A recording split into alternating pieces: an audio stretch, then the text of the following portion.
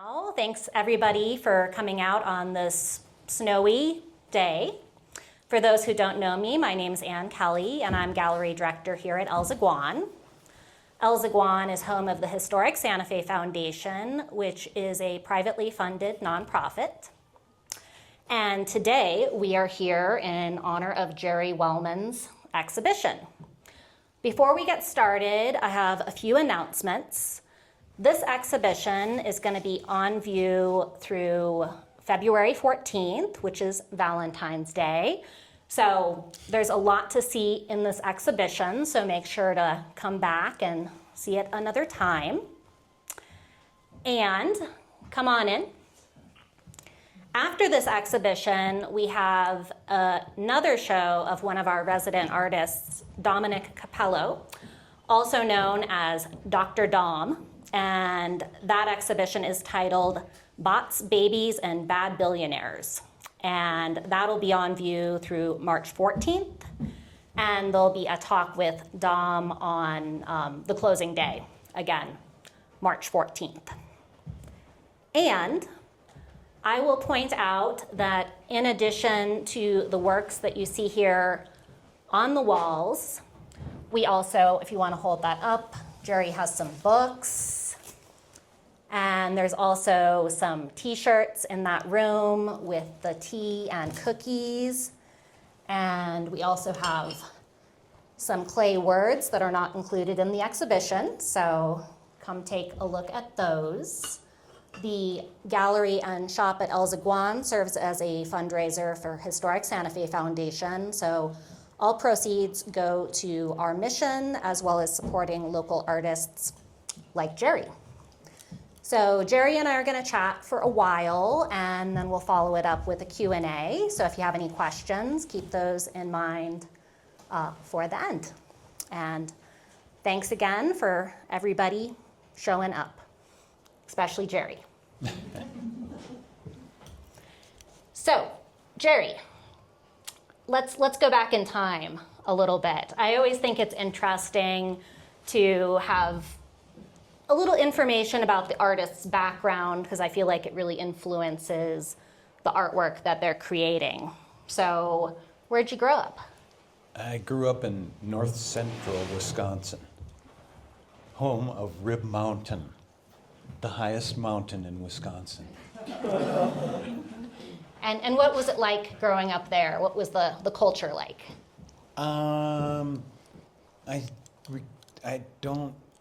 Let me think. I didn't see any African American people ever until when I was a teenager. The Harlem Globetrotters came and put on a demonstration of their basketball prowess. However, on the other hand, I grew up right next to an Indian reservation, Native American people. So growing up, I thought there were a lot more Native Americans in the United States than there were black people. So that's kind of very provincial and beautiful nature. And so the combination of the provincialness really made me want to leave, but the nature has stuck with me. And this is like a great place. I was going to say, so Santa Fe is a pretty good Yeah. good place for you then. Yes. I'm with you on that. And then, as I understand it, your parents weren't artists, but they were very supportive of your interest in the realms of the creative world. Yeah, it's a mystery to me. I don't know why, but they just, they love. It's a good thing. It's a good thing. They love music and art and all that stuff. I don't know where it came from. Honestly, my dad came from a smaller town than I grew up in, and even more provincial than where I grew up. And he had 10 brothers and sisters, so they really didn't have much. But I don't know why. But my parents were very supportive, which is, fortunate for me. That's all I can say. I know a lot of people here are artists, and I know when I talk to people Our artists, a lot of them had struggles with their parents. Their parents didn't want them to do that and stuff like that. My parents, well, if you want to do it, do it. You know, you're going to be fine. So I was lucky that way. Welcome on in, find a seat. Boy, Very good. I'm going to have to take another photo. It's filling Well, up. yeah, go ahead and Yeah. take that photo. I know.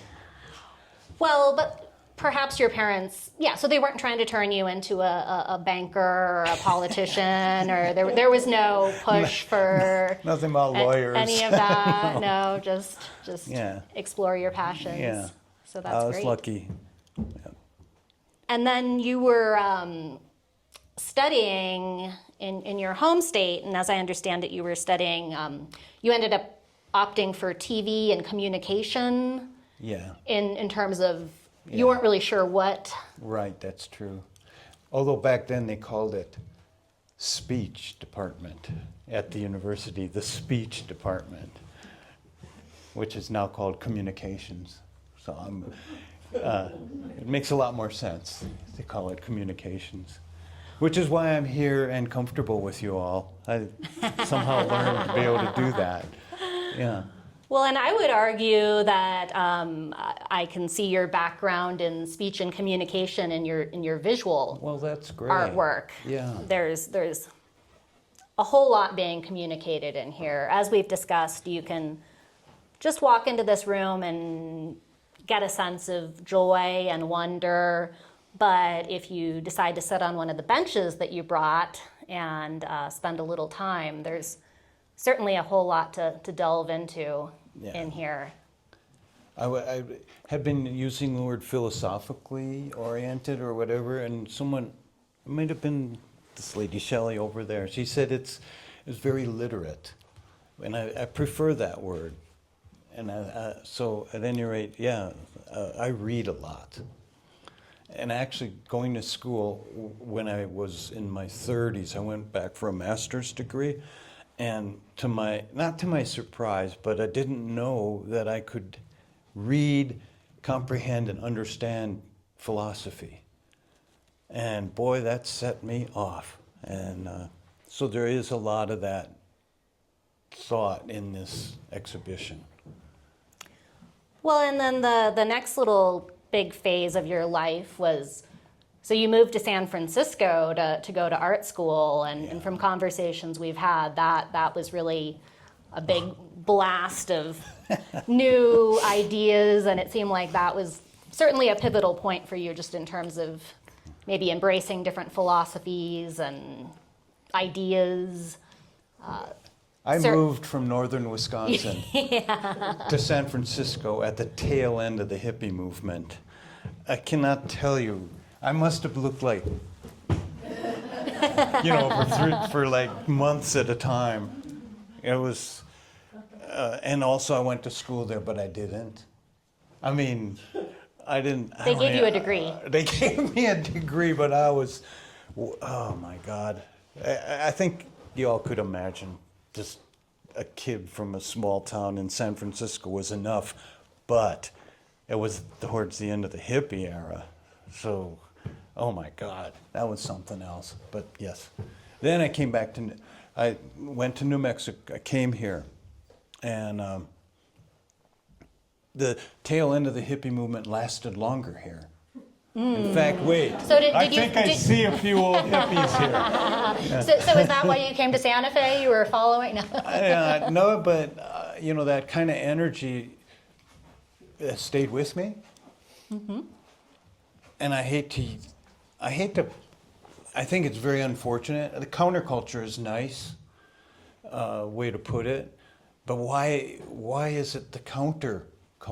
That's the question that I ask. That's what we're looking at in here. Why? Because most of you are acquainted with what hippies were about. Certainly it mutated into, Charlie Manson and other ugly things, but what is it, the Beatles, All You Need Is Love? I mean, that's universal. It's true like since forever. All the great historic mystics and religious figures, that's what they say. What is it? It's love. and whatever that means. That's another good question. Maybe we should be just like trying to define what that is. We need to evolve. Let's put it that way. We need to evolve into what that is. And that is something I'm investigating in my work, in this exhibition. And there's so many facets to that word, love or whatever. Almost hate even saying it. I mean, you know, it's like somebody can say this better than me. Do you all know what the Tao is? The Chinese philosophy. Maybe you could say this better than me, but if you're speaking of the Tao, you're not speaking the Tao. Something to that extent. That's how it's really hard. And that's what's great about visual experience. Well, you could explore just one word as an idea. You can. Indefinitely, if you so committed to doing that. And well, it's sort of a poetic strategy to explore one word. And there's a literary philosopher named Gaston Bachelard who wrote The Poetics of Reverie, and that book that's the first book that I was turned on to when I went to get my master's degree, and it just and he talks about how one word can just set you off. Think of one word and you can be gone exploring that. And in this exhibition, that's another thought that has occurred to me is one object, one form. If you get into it, it can take you into some very deep zones. And when you get into those deep zones, that's fundamental to take us to those places I hope that we all can rise to. well, so speaking of one word, the title of your exhibition here, the first word within it is Navigators. Right. And that one word alone has different perceptions to it. So when you're talking about this particular exhibition, how are you defining navigators? Items, and not people. Items that exist for us to grow from by entering into the deeper aspects of what those items are. Another philosopher talks about object-oriented ontology. And I know that's a mouthful. What that means is that ontology is making meaning. We're all embedded in trying to make meaning. Some of us don't want to go very far into that, so you watch TV all day long. But we're all embedded in that idea. But he is suggesting it's not just our species that's out there trying to make meaning. He is suggesting that every object, this and this, are in their way creating meaning.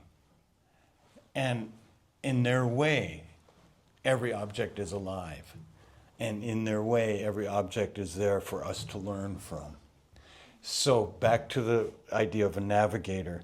We're surrounded by navigators, and of course each other, and the chair, everything.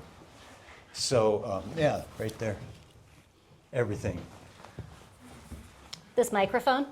The microphone, absolutely. I mean, it's a very, here's another thing, I hate using these words, but it's mystical. It's the way where mystics come from. The reason I hate using these words like mystic, metaphysical, spiritual, all that stuff, are the very same words they used to sell underarm deodorant and, Right, in 2026. In 2026, yeah. So, and again, it goes back to what I was saying about the Tao. When we start using words to talk about it, we lose it. It's got to be, really. Oh, here's a hippie phrase. It was one of the best-selling books in the hippie era. Be here now. Boom. So, anyway. Well, one of the things I was thinking about this exhibition is how it's a beautiful blend of intellect and play. But then on further pondering that idea, I was thinking what could be more fun and playful than pondering centuries worth of thought, which is kind of my perception of what you're doing. I mean, that's should be playful, or it doesn't have to be, but why not? A friend of mine called this exhibition philosophical funhouse. I love it. How do you feel about that title? I thought, man, in 2 words, that is so good to be able to. Here's a 2-word pitch. Maybe that's your next exhibition. Or the subtitle of this one. I've been on this tangent for a long time. And it was funny because I was looking through some of my older work, and I realized, I could put this in exhibition even though I made this piece, 30 years ago.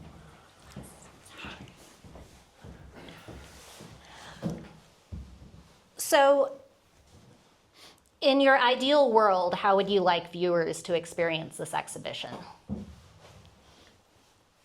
I would hope that at the very least they would walk out of here feeling somewhat illuminated, or that's a tall order, but that's what the churches supposedly do too, right? But I would like people to a sense of joy. Oh, and well, I can tell you that's been achieved. Well, thank you. In being someone who's here every day and that's great. Chatting with viewers, I think we kind of need this as an antidote. It is out there right now. I mean, it's just a horror show. And so I guess in a way I want to acknowledge that I understand that it is. And I also want to say that I think so many people are just locked into how horrible it is. And very few people are offering any sense of an opening. And so that's what I'm trying to do here. There are little narrow passages that we can go into. And I'm not saying that one size fits all. That's really important, that it isn't that way. I mean, if you want to do ayahuasca to get there, go. Have it, or if just simply enjoying a meal at Harry's, if that'll take you there, get the dessert. Right? Some of that key lime pie. They have good key lime pie. So. Yeah, they have really good key lime pie there. So that's kind of what I.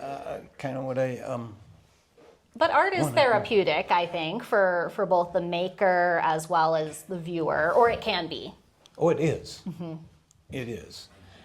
But I mean, art is a lot of things. So for some people, they're working it out one way or another, which is interesting that you bring it up, because a lot of people ask me about pink. I don't know why. I don't know why anybody would ask you what your thoughts are on the color pink. I have no idea. But how many people here know who Philip Guston was? Oh, that's like about 95% of you. So, he used a lot of pink towards the end of his career as an artist. He came to making those works because he has a very interesting career. He was as famous and well known as his mentor, who was Grant Wood. And he did work like that.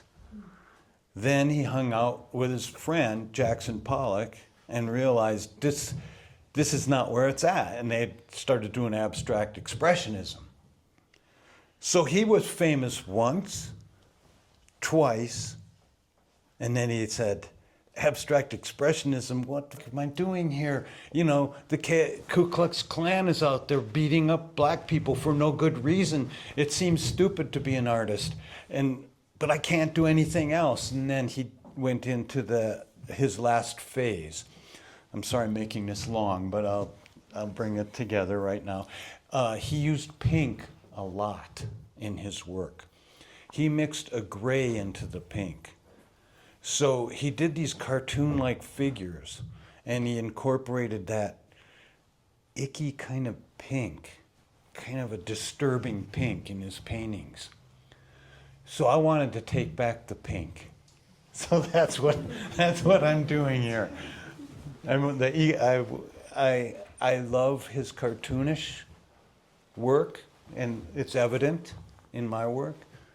But I'm coming from a different place. And why did I even talk about this? Because you were talking about working out things. Yes, our And artists. that is what, so Guston did his whole life working out things in his art. And it may not culminate in, I mean, it could culminate any way at all. For Guston, it was to reveal to the 1950s and 60s America, although he was doing this stuff in hippie days too. But, you know, that things are not all so hunky-dory. Hey, isn't that a great 50s word? Hunky-dory. It's just not so hunky-dory. Should bring that one back. Everybody, let's bring that back. Anyway. So in this exhibition, there's a series of different installations that you've created, and each is looking at a different philosophy or concept, or you have a specific idea behind it. Do you want to select one or two of these installations and Well, I go into like to that a little call them, bit? they're installments. Oh, yes, sorry. And, oh, that's okay. And this is one installation with a series of installments. I did an installment at Hecho Mano, which some of you saw in the window on the street. I did an installment in a shed in Taos. I did an installment at a barbershop in Albuquerque. And this is the final installment of this series. I called it the Navigators Tour. And there's some t-shirts. Get them while you can, because the Navigators Tour t-shirts, the last of them are in the back there. And they're by the tea and cookies. But yes, they actually have all of the locations on the back, hence the tour shirt. So Right. that's a cool thing. Gosh, this is a navigator, about how something comes from the smallest place and it can go and get bigger and bigger and bigger. And it's sort of just like for ourselves, the smallest gesture could become something huge. So we call it I like the character to the left I made up. And you'll see on each one of the 5 installments here, there's a character to the left. And I just make them up. And then the image to the right of that character is sort of a abstract interpretation of what the character brings. And so that's what that one is. And I'm making this as brief as I can. The next one is about form. That's the character who brings form to life. And you'll see the forms on the floor. And then there's handouts in what were once upon a time pockets that you could wear, that were on your shirt and stuff. So I repurposed the pockets, and they become a new form, and there's thoughts about form in there, and that's for you to take. And the next one is about potentials unleashed. And you'll see on there 2 words, consequences and contingencies. So that's potentials unleashed. And whatever's unleashed, there'll be emanations that continue on and on and on. And that's the whole notion of becomings, by the way. I'll step back to why I use the word becomings as a plural. Again, a philosopher who I admire a great deal is Gilles Deleuze, and he talks about, he wrote a whole essay about Lewis Carroll and Alice in Wonderland. So Alice, she becomes big, she becomes small, she's big, and like that. And what's going on is Alice is still Alice, whether she's big or small. She is both being and becoming at the same time, just like us. And we don't even know it. We're being and becoming at the same time.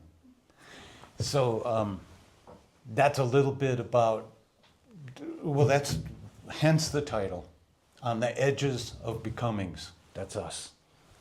And again, I read this book recently, a pamphlet. And my daughter got this pamphlet because she thought the image on the cover was cool. And it was. And the guy is some guy from India, I never heard of him. His name is Gopi Krishna. And he writes in the pamphlet how incredible evolution that we are living in. And I know my grandparents had a horse and buggy. That's not that long ago.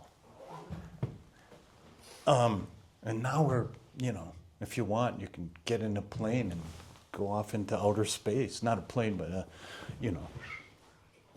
some kind of a rocket, whatever. And then you support Elon Musk, and it's hell. Okay, there we go. Some consequences and contingencies right there. But at any rate, he was pointing out all these incredible, oh my God, amazing. Although we're being colonized, constantly through this thing, but still, it's wonderful. And he points out that materially we've evolved immensely. It's incredible. We need to evolve emotionally and psychologically. And that really struck me. So this is my very tiny attempt to help people think that way. I don't know how it's going to be done, but I do know it's going to have to be done. I'm pretty sure of that. So I'm doing it with a sense of joy and possibility and pink. I'm doing it with a lot of pink here. It's an important mission, yeah. I think. Well, thank you.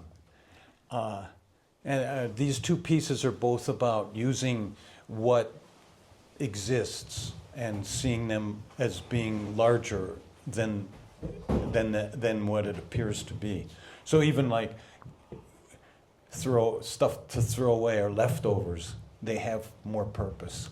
So it's really honoring that idea of the object-oriented ontology. That's what is in both of these pieces. And then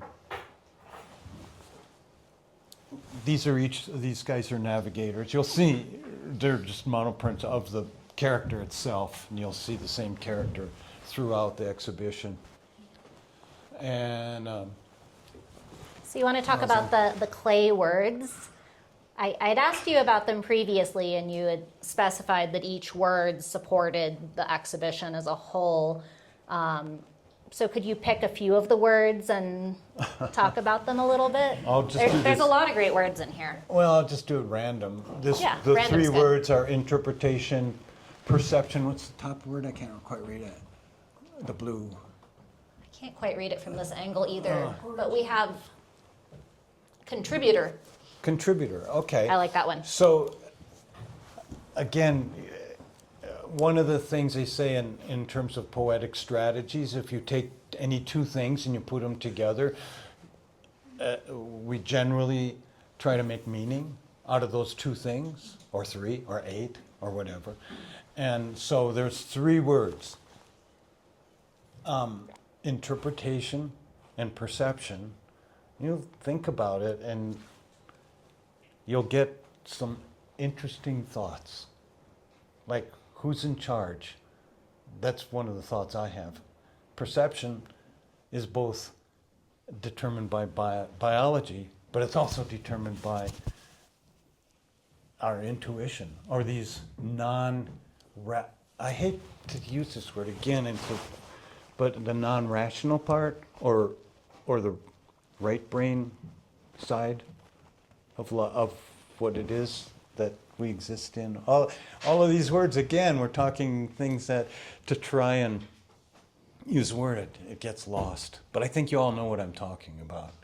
there's I don't know where that is, a thing that has a picture of me, you know, and about that I'm holding a sign, and it says holding more than one thought.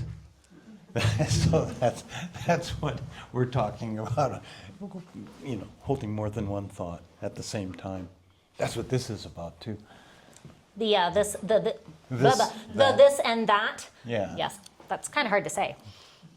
Yeah, it's just recently I've become friends with a non-binary person, and I came to understand the how that applies to the Tao, and I never thought of it before. It's a much bigger way of thinking of things beyond gender and beyond, you know, all those other expectations, and so it extends into like even like quantum physics, and then it extends into just so many things. So I made this, and as a result of her talk, and I'm going to expand on that. So stay tuned. On that particular piece or that idea? On that piece, yeah. No, I want to do another piece about ancestors. Again, they're available to us as navigators. And I think it's, you know, intensely interesting to think about your ancestors. And, you know, I'm looking across this group of people right now, and I know it's really hard to access, but, you know, we're all related. We all have the same ancestor. It's just, when I think along that, it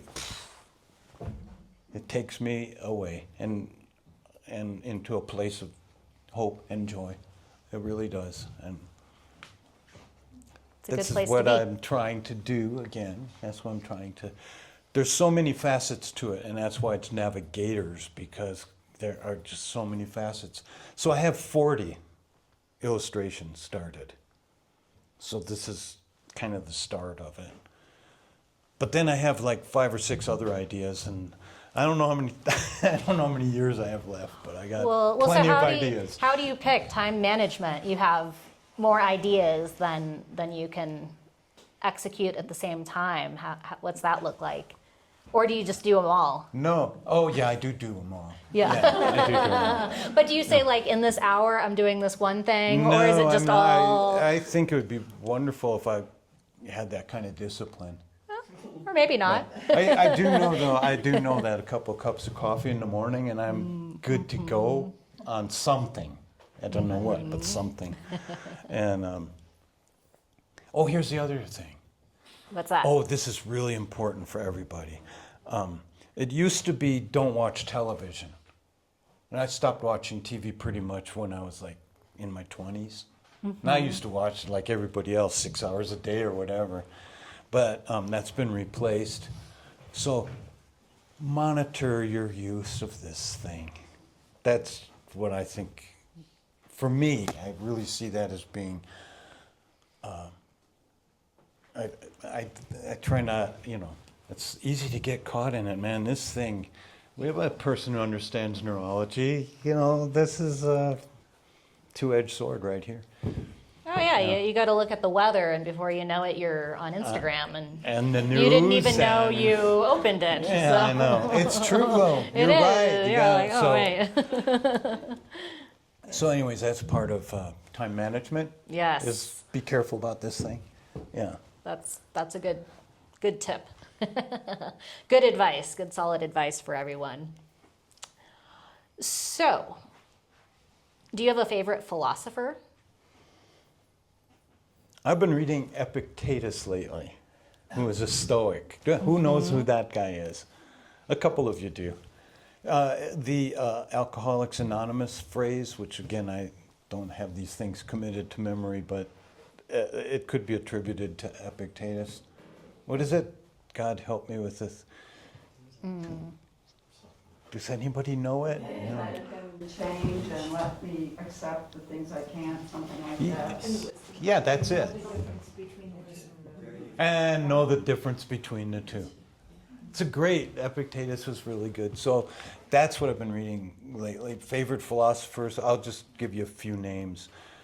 Timothy Morton, eco-philosopher, ecology, philosophy.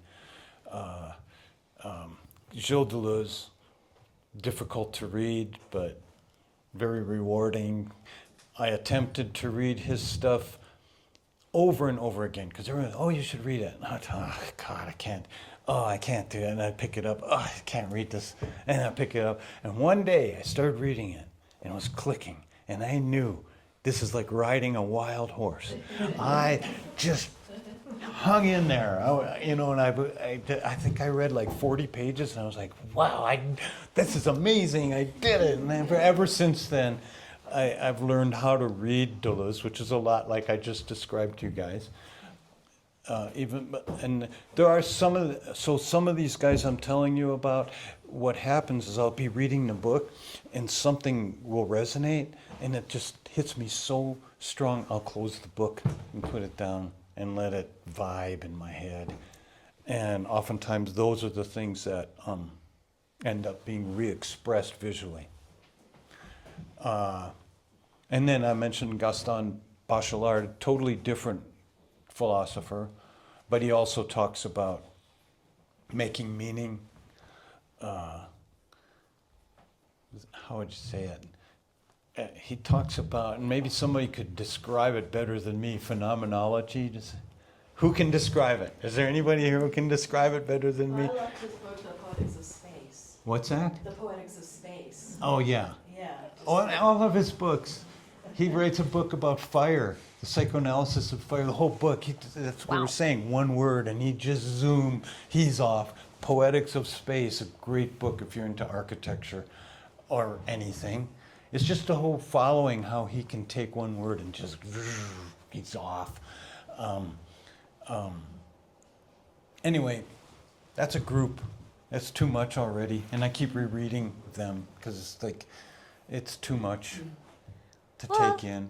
In my experience reading various philosophy books, there's sometimes you do just need to read a paragraph and close the book and then ponder that paragraph or even sentence or word, and there's a lot to unpack. And I'm overlooking like Lao Tzu, like these Chinese guys who are quite great.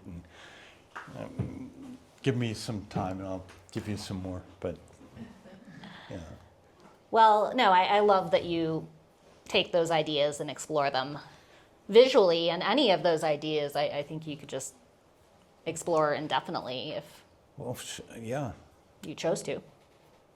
Oh, there was some of you might know Paramahansa Yogananda. He wrote the book Autobiography of a Yogi. So when he became enlightened at a young age, his mission was to go to insane asylums in India and locate people who read or who vibed so deeply to some philosophical thing that they couldn't come back to reality. Oh, wow. So I guess could be dangerous stuff. Yeah, well, yeah. Got to know your limits, I guess. Everything. Yeah.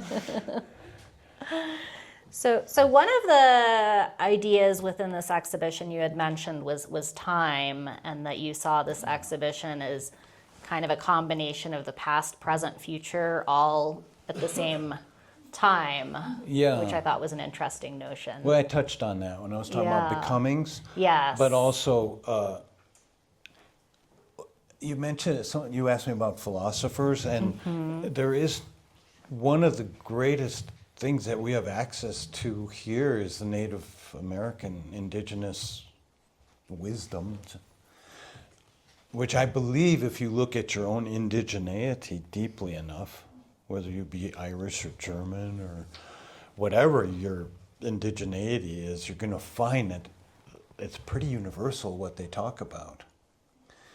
For instance, land is its own entity. The idea of owning land is fraught with big problems. Partially Greenland? What the fuck? I mean, So anyways, that's an example of many examples. And so in indigenous wisdom, they talk about time. Time does not know past or future. There's no if you imagine time as an entity, it doesn't have, we are the only ones with a sense of time that way. I don't even know that, I don't think even animals have that sense of time. I don't know, of course. I mean, my dog definitely knows when it's dinner time, so that kind of thing. That's more of a biological thing. Yes, you're right. He doesn't have a watch, but Right. But does a dog know, that it's that just that January death is imminent or any of that stuff that concerns us, which need not concern us, I think, especially if we have a deeper understanding of time in the way that it's presented. This is part of that, my idea of ancestry, is that actually I did a book called, I've put together 3 books so far, and I hope to do a book of this someday, but the book was called Emblems of Hidden Durations, and it's the notion that death doesn't exist, in a sense.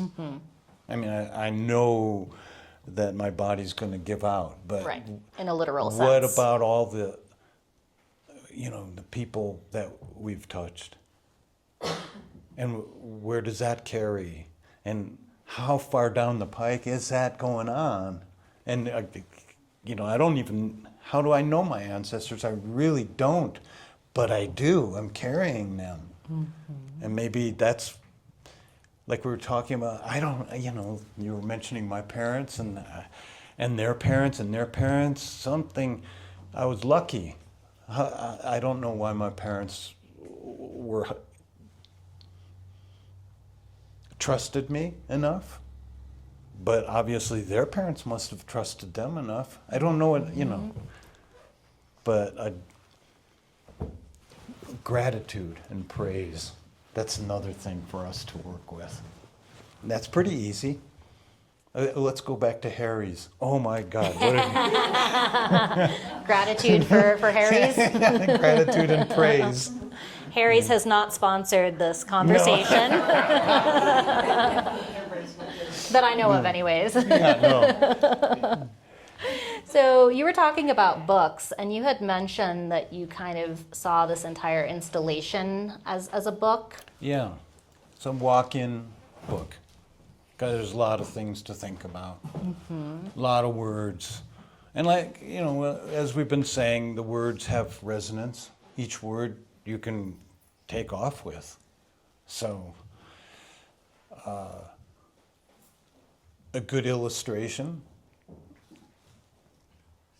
that, there's whole books of just illustration too.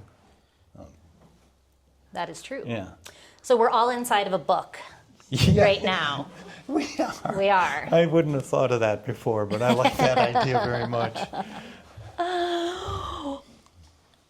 So before we turn it over to the audience for some questions, A, is there anything you want to add? And then B, are we going to do that event right. next Yeah. weekend or the weekend after? Oh, so I do this thing called Words of Becomings. And I don't know if anybody here has ever done it with me. Anybody done it with me? Oh, yes, Nancy has.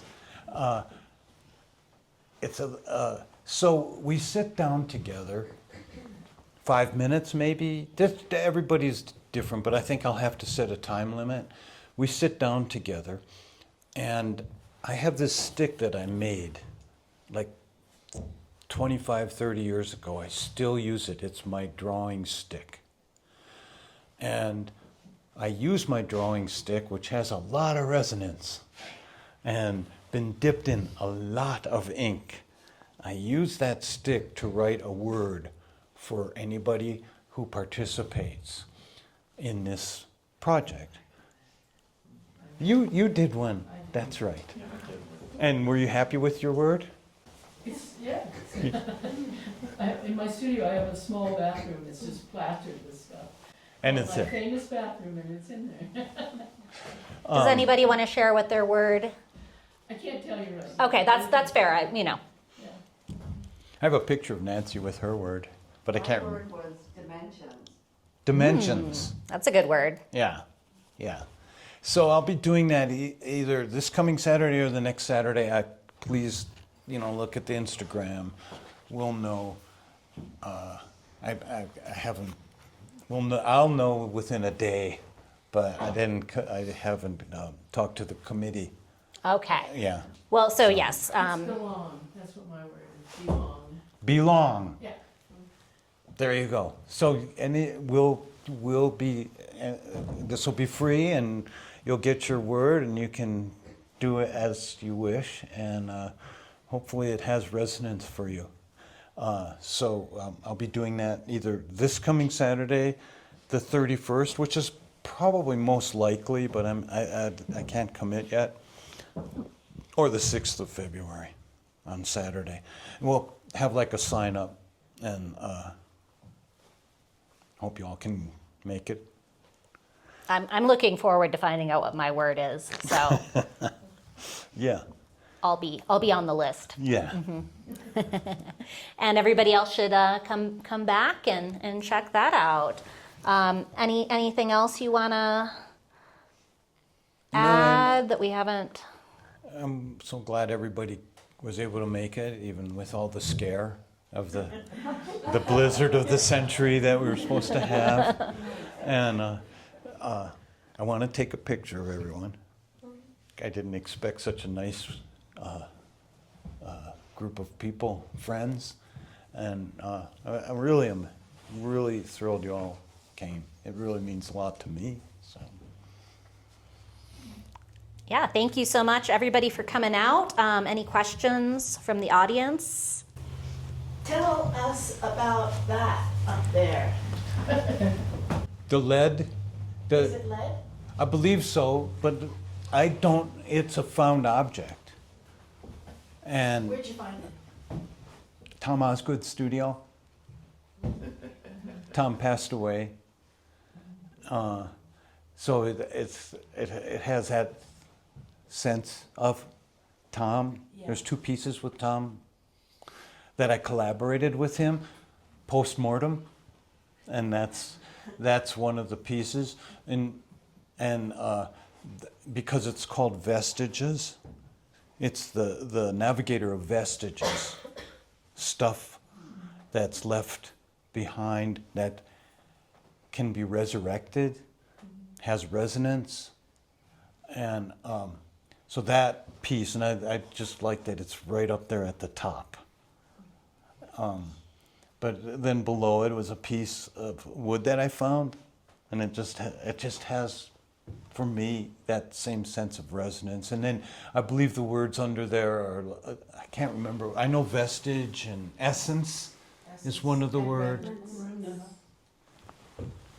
So that's, and then if you look on the ground, well, you'll see, leftover parts of fabric that was once a sheet, but now I don't know who I was talking to. There's this whole piece has a lot of the tricks of the trade of being an artist. Tricks meaning colors, shapes, compositions, repetition, but that's not what's important in this, but it does draw you in. These are all of you who are artists, and most of you in this room are, you know what I'm talking about when I mention it as tricks of the trade. Now for some artists, that's it. That's really an important aspect, so important aspect of their work, is that so they develop that and make it better and stronger. For me, it's always been more about expressing some concept or a philosophical jumping off point.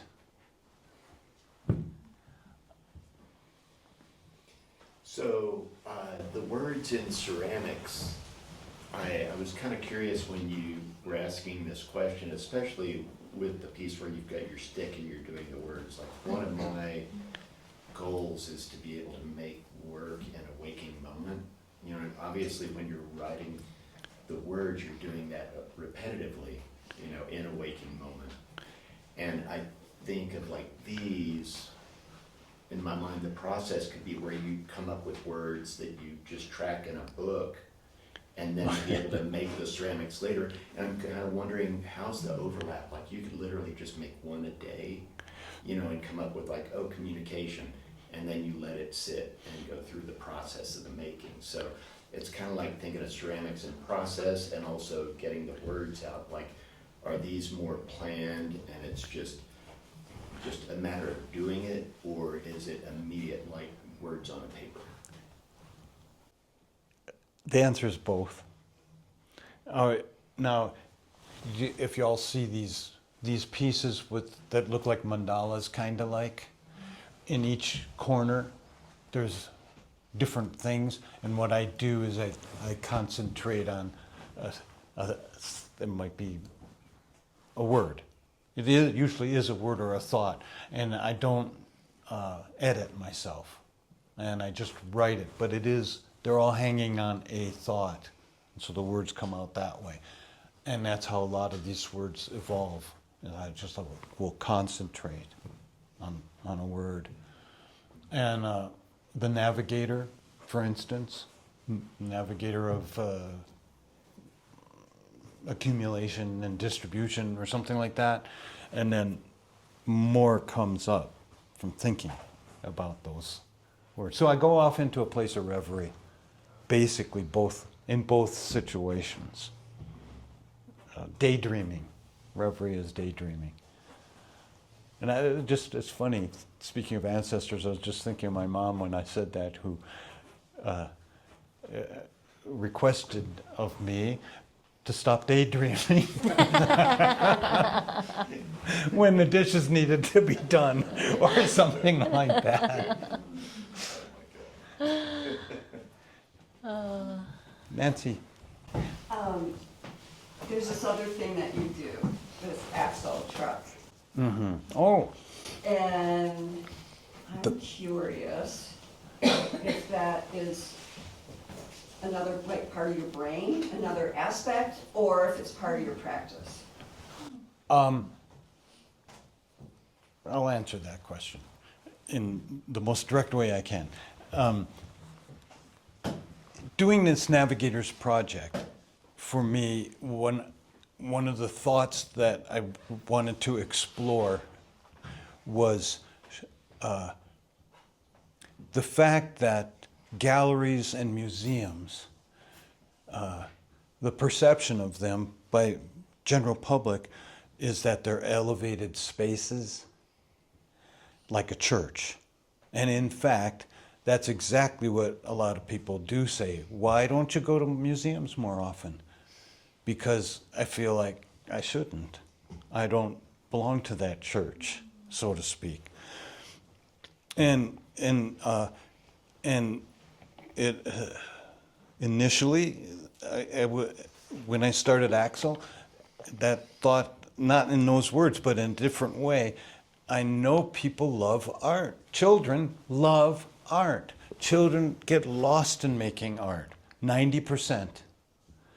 And what happens?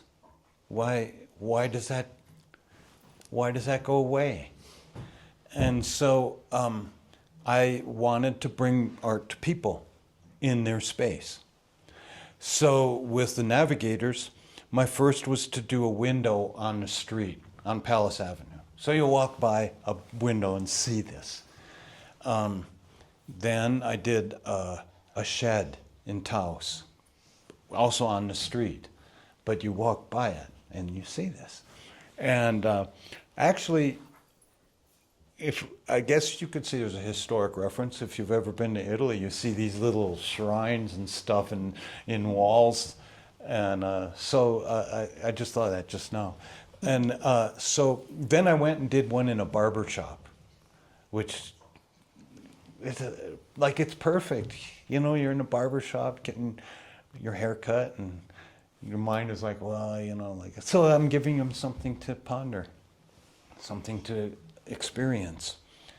And then I wanted to do a historic house. I think So you go in there and you look at the history of the house. You see this kind of funky little gift shop, and then turn the next corner and see this room.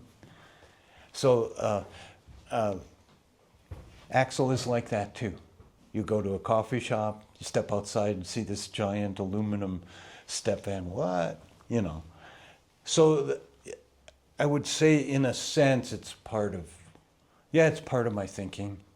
But Axel's more wide-ranging. This is more specific to my own way of thinking and expressing me, as opposed to, or how would I put it, that aspect, that facet of my interest, which is to bring art and have people uplifted, illumined, joy, whatever, that Axel provides that. But because we have different artists, they may be coming from a completely different place than me. Well, and it's nice to give a platform to other local artists as well, and curating exhibitions is its own creative process. So I'm going to Nice. capture this. yeah, you got to get your Hold picture. on.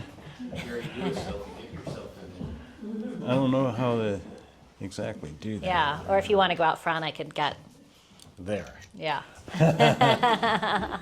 Does anybody else have any questions? Could you talk about the jacket and do you ever wear clothes like that? Or I have worn the jacket, and that might be that would be the very first time I did a Words of Becoming installation, and I wore that jacket. So. when was that? Oh gosh, nowadays it's like pre-COVID, during COVID, or after COVID. So it was pre-COVID. I remember Yeah. you wearing it. Yeah. I Yeah. remember seeing it. Yeah, it was in Portland, Oregon. No, It was at 516, Oh, okay. the very first time. So I've done the Words of Becoming several times, and it's a really joyful and a wonder. I love doing the project, and it's always, yeah. Anyways, so I wore the jacket.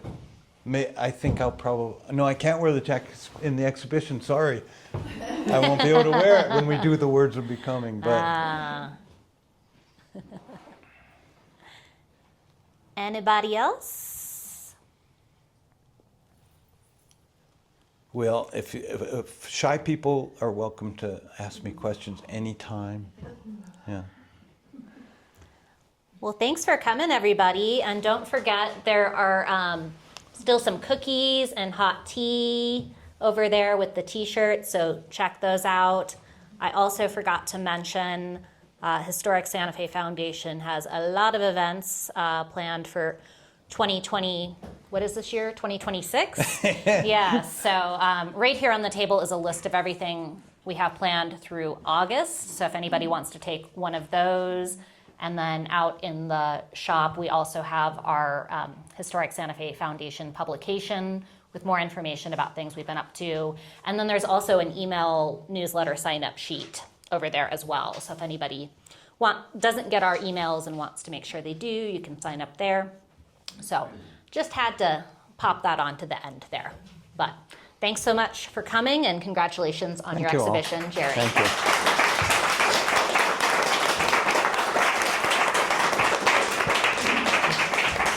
You want me to get a picture of you with the crowd before? Well, sure.